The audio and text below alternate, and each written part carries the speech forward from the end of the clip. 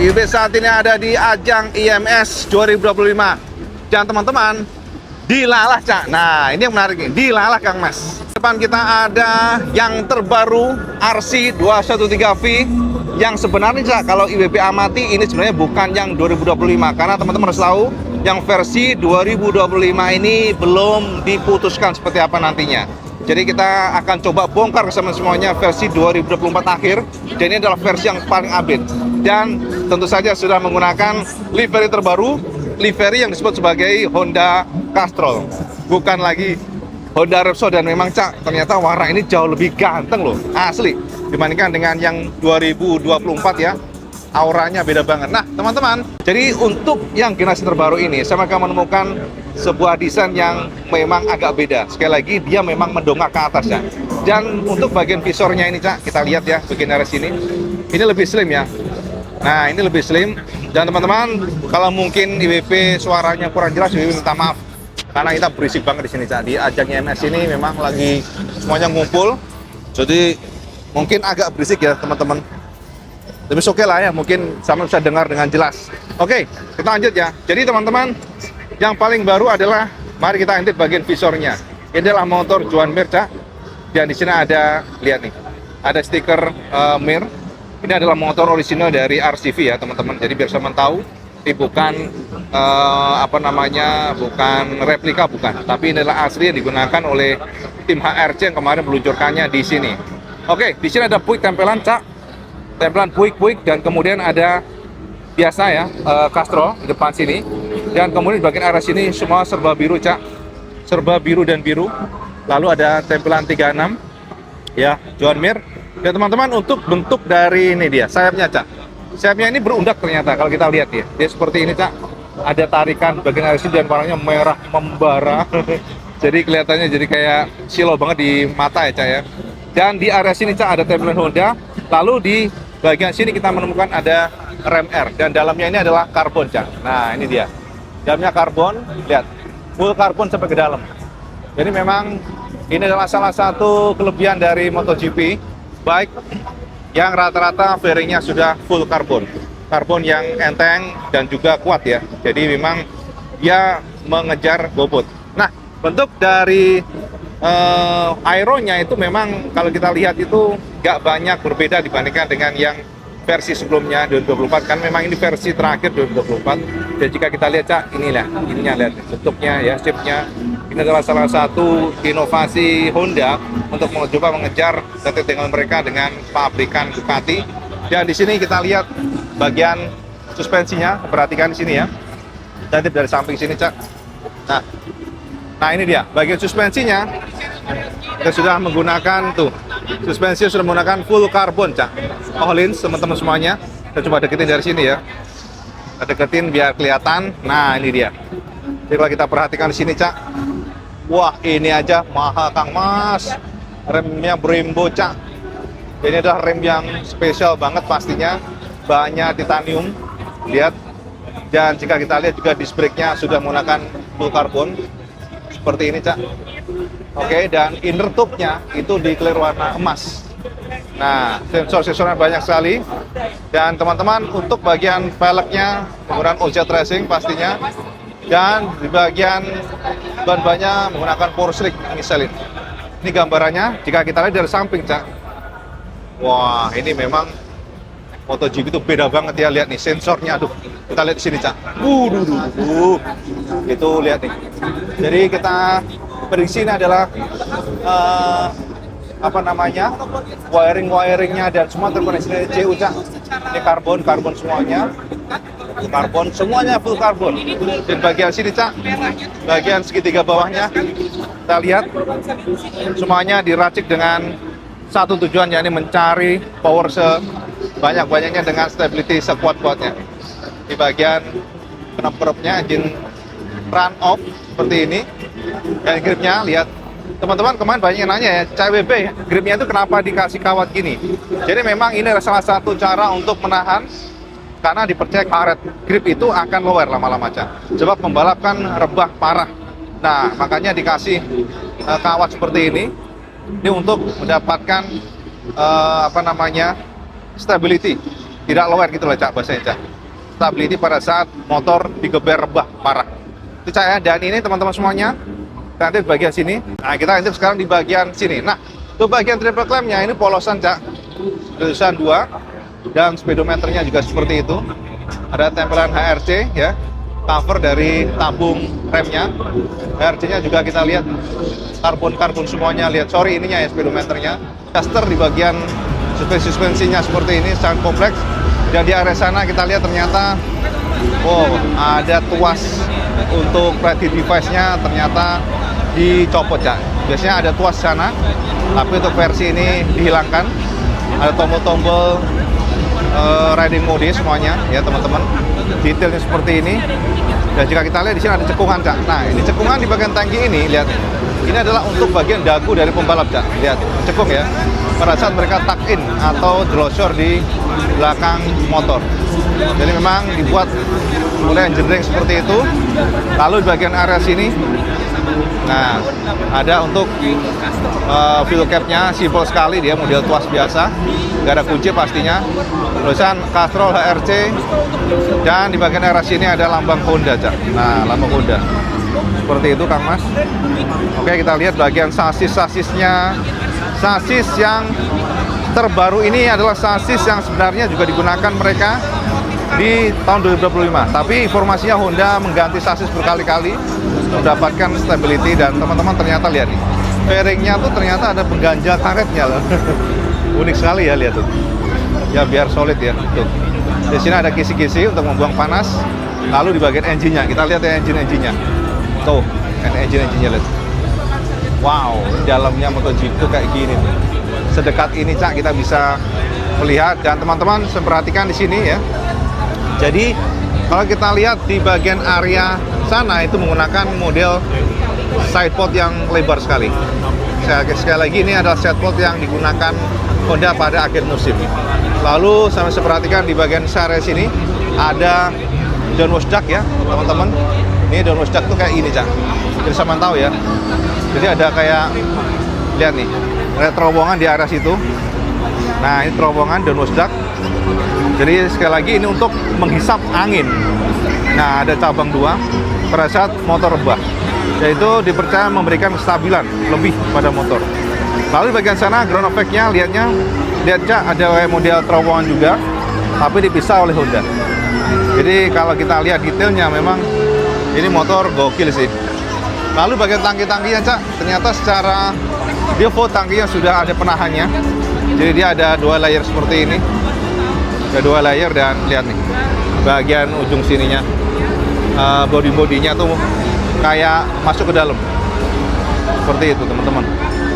Detail, super detailnya ya. Lalu bagian belakangnya, dan untuk bagian belakang Cak, saya akan menemukan ada jok yang biasa ya. Kalau balapan selalu joknya tuh dia kayak karet aja ditempel ya, yang penting dia ngegrip. Di bagian arah sini ada lubang teman-teman, lubang. Nah, lubang jadi terkoneksi dengan mas jumper belakangnya. Dan jika kita lihat di bagian area sini Cak, ada kisi-kisi, lihat kisi-kisi untuk melepas angin dan juga aero, sekaligus aero. Jadi bagian aerodinamikanya, lihat tempel-tempelannya, baut-baut semuanya. Sumpah lihat motor zaman sekarang kayak bukan motor sih, kayak aneh-aneh lah. Ya, di sana ada aero yang juga bertumpuk-tumpuk. Modelnya seperti ini. Kayak dinglek pawon Kang Mas. Jadi seperti itu, jadi modelnya tuh kayak berudak ya Cak ya. Dari sini dilempar lagi ke sini, ada lagi bagian arah samping. Aneh sih kita lihatnya. Oke. Nah, di area sini bagian belakangnya ini adalah, nah ini mas jumpernya Cak. Bagian belakang buritanya kita lihat seperti ini tuh. Oke. Dan kemudian di bagian area belakang lulus kita lihat seperti ini Cak. Nah teman-teman, jika kita lihat bagian knalpot-knalpotnya sudah menggunakan Akrapovic, yang mana di sini ada katup Cak, valve. Nah ini valve yang bisa diatur open close-nya. Jadi ini untuk memberikan feedback pada engine. Jadi ada bahasanya Cak ya, ada tendangan balik, dan itu bisa diatur oleh para tim ya, termasuk Honda. Ini akan menentukan seberapa kuat bantuan dari engine brake, itu juga bisa termonitor dari, bisa diatur dari sini. Valve-nya ini bisa buka atau tutup. Ini juga berhubungan pada saat engine brake dibutuhkan kuat atau enggak. Informasi demikian ya Kang Mas ya. Nah, bagian sini Acropolis dan ada aluminium foil untuk mencegah panas merambat ke bagian bodi-bodinya. Dan di area sini ada One Heart pastinya. Satu Hati Indonesia selalu menjadi sponsor. Alhamdulillah membanggakan. Dan semuanya karbon Cak. Lalu di bagian area sini Cak, knalpotnya ada cabang 2. Sekali lagi engine dari Honda RC itu adalah V4 dan di sini knalpotnya satunya di bagian depan. Cylinder head-nya demikian. Kita coba lihat ya. Nah, ini sensor-sensornya semuanya serba sensor. Dan di sini adalah bagian cover dari tabung oli ya untuk remnya. Dan footstep-nya di sini Cak. Ini bahannya benar-benar beda ya dibandingkan dengan motor-motor Mas Pro. Beda banget. Dan jika kita lihat knalpotnya yang dari depan itu dilempar di bawah. Jadi teman-teman harus tahu ya, untuk yang knalpot yang ini itu knalpot yang, nah ini knalpot yang ngambil dari sini ya, dari bagian cylinder head-nya yang ke belakang. Sementara untuk yang depan itu dilempar di bagian bawah sini. Jadi ada 4 piston, 2 dilepas ke belakang sini, oke, dan 2 dilepas ke belakang, di bawah sini, yang model mid-ship muffler. Nah gitu ya kira-kira. Dan ternyata teman-teman di sini ada rongga. Dan jika kita lihat di bagian area sini ya tuh, oke Mas, shockbreaker belakangnya Cak, mantap. Jangan kita lihat ya bagian bawahnya kayak apa. Nah bagian bawahnya sini Cak, teman-teman bisa lihat bawahnya juga. Nah ini dia rated device-nya, kelihatan nggak sampai?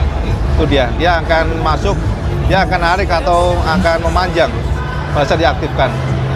Kelihatan nggak sampai? Tuh, ini hidrolis ya modelnya, tapi bukan elektrik, bukan elektronik ya. Jadi kira-kira teman-teman, footstep-nya biasa aja Cak, modelnya seperti ini, bahannya serba ringan. Dan ini bagian swing arm-nya teman-teman, swing arm-nya full aluminium Cak, seperti ini. Gila Mas, rumit banget ya ngeliatinnya. Dan jika kita lihat bagian spatbornya bawah seperti ini ya, polosan, dan ada kayak, sekali lagi ini adalah karbon dan karbon. Nah kita lihat bagian sini, ternyata pengeremannya adalah pengereman 1 piston Brembo punya, kecil sekali. Memang untuk porsi pengereman itu jauh ya, jadi depan belakang jauh teman-teman.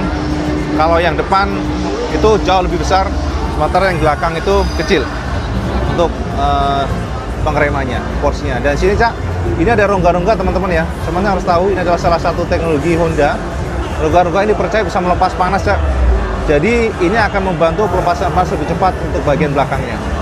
Pengereman belakang dikasih rongga. Nah untuk pelek-peleknya menggunakan OZ Racing, adalah knalpot yang pelek yang sangat ringan. Dan salah satu yang terpenting memang kaki-kaki ya. Bagaimana para tim mendapatkan traksi yang melimpah, tapi tetap bagaimana konsistensi lap dan juga kawetan ban dijaga. Bagian belakangnya Cak ya, gila Mas, ini bentuknya MotoGP jadi semakin aneh dan aneh nih. Seperti ini, belakangnya seperti ini. Yes, dan bagian kolongnya ini sudah menggunakan karbon. Sekali lagi karbon dan karbon. Nah kita intip sekarang bagian samping sini Cak. Bagian sini teman-teman masih sama dengan yang sebelumnya. Jadi swing arm-nya kita lihat di sini. Swing arm-nya yang bagian samping kiri ini semua sensor Cak. Ini sensor. Teman-teman harus tahu, para pembalap jika sudah running menggunakan motor ini nggak perlu lagi narik kopling untuk masukin gigi, langsung masukin ataupun mengurangi langsung aja, tep gitu persnelingnya ya. Bagian sampingnya lihat detailnya. Kalau kita lihat detailnya memang ini benar-benar beda sama motor mass production. Nah seperti ini. Lihat untuk penguncian dari rantainya ya, adjuster rantainya, dan rantainya menggunakan RK. Nah ini dia RK Takasago. Jadi ini ada coakan ke dalam, dan jika kita dari samping lihat seperti ini. Nah detailnya ya, bagian bawahnya coba sampean komen, gokil ya, bisa kayak buaya begitu ya Cak. Bagian samping kiri teman-teman semuanya, dan ini bagian bawahnya ya.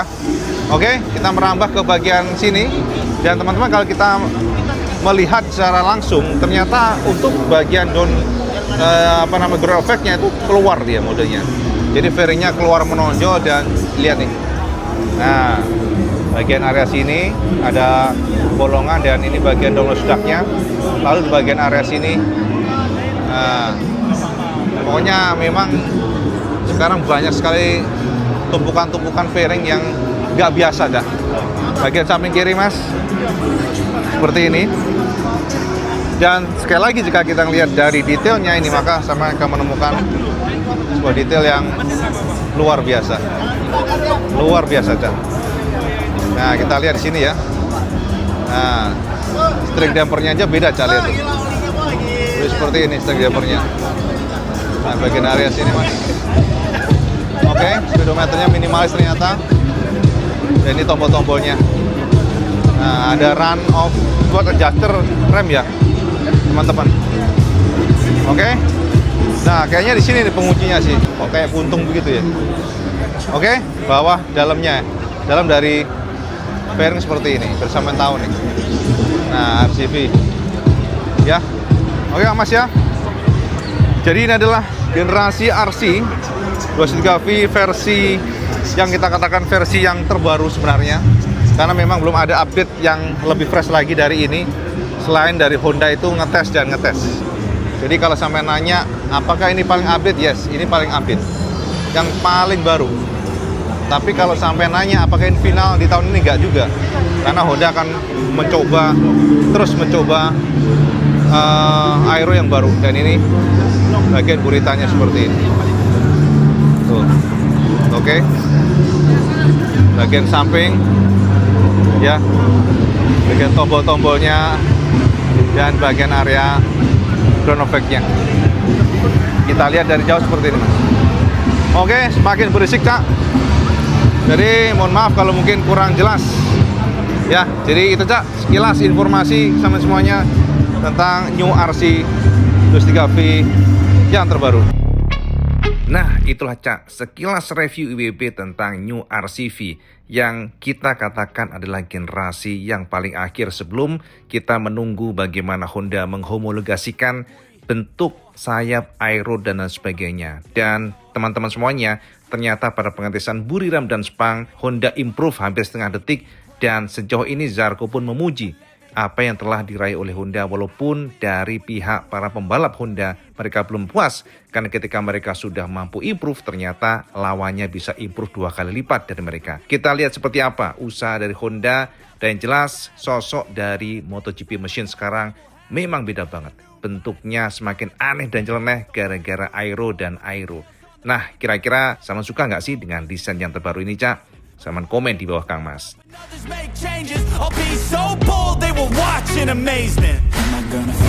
Jadi teman-teman semuanya, ini adalah sekilas informasi buat sampean tentang ya kita katakan generasi terbaru RCV. Karena setelah ini belum ada aero yang dihomologasikan yang finalnya. Jadi ini adalah yang versi 2024 yang terakhir yang digunakan oleh Honda. Jadi kita akan lihat seberapa usaha dari tim HRC, karena mereka masih berusaha dan mereka pada tes buriram hari ini cukup bagus kemarin, bisa menangkring posisi top 10, dan informasinya memang stability meningkat, power engine meningkat, entry corner meningkat ya. Begitu aja update kebenaran dari ajang IMS 2025. Mencerahkan semuanya, dan sebiasa kalau semua suka video cuma like, share, dan subscribe. Oh jolly cak, sampai sholat 5 waktu karena itu yang paling penting. Assalamualaikum warahmatullahi wabarakatuh. Salam segedas.